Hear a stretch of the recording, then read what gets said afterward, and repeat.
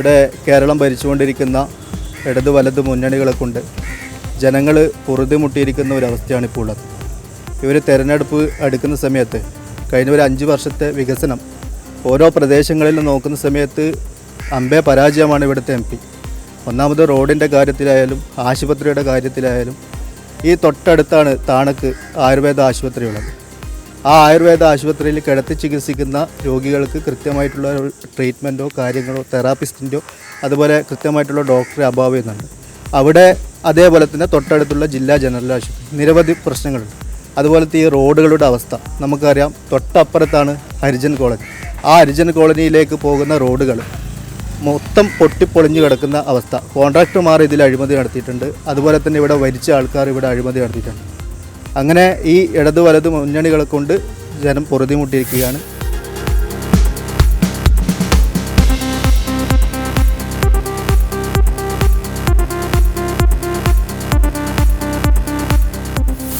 ഇവിടെ മുന്നേ ഭരിച്ചിരുന്ന ഇടത് വലത് മുന്നണികൾ ഈ മണ്ഡലത്തിന് വേണ്ടി ഒന്നും ചെയ്തിട്ടില്ല എന്ന് തന്നെയാണ്.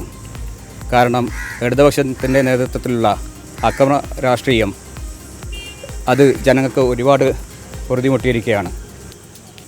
UDF ആകട്ടെ അവർ രണ്ടുപേരും തന്നെ കേരളം വിട്ടുകഴിഞ്ഞാൽ ഇന്ത്യ മുന്നണി എന്ന് പറഞ്ഞുകൊണ്ട് വലിയൊരു സഖ്യം തന്നെയാണ് രൂപപ്പെടുത്തിയിട്ടുള്ളത്.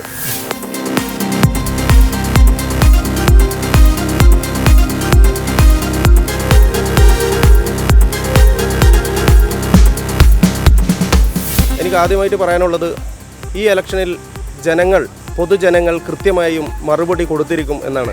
കാരണം സ്വജനപക്ഷപാതവും അക്രമ രാഷ്ട്രീയവും കൊണ്ട് ഇടതനും വലതനും കേരളത്തിലെ ജനങ്ങളെ വിഡ്ഢികളാക്കിക്കൊണ്ടിരിക്കുമ്പോൾ നിലവിലുള്ള ഇലക്ഷന് വേണ്ടി ഞങ്ങൾ പൊതുജനങ്ങളെ സമീപിക്കുന്ന സമയത്ത് അതിൻ്റെ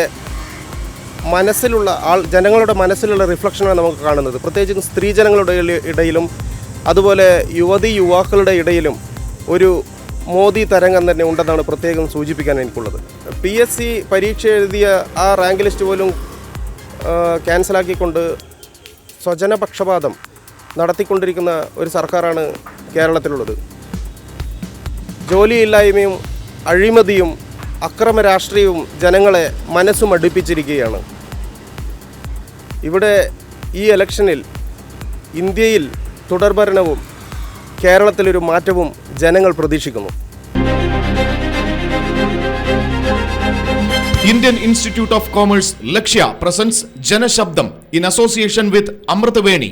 Learn commerce professional courses only from Indian Institute of Commerce Lakshya. Amritveni Hair Elixir. സമൃദ്ധമായ മുടി ബയോടെക്നോളജിയിലൂടെ.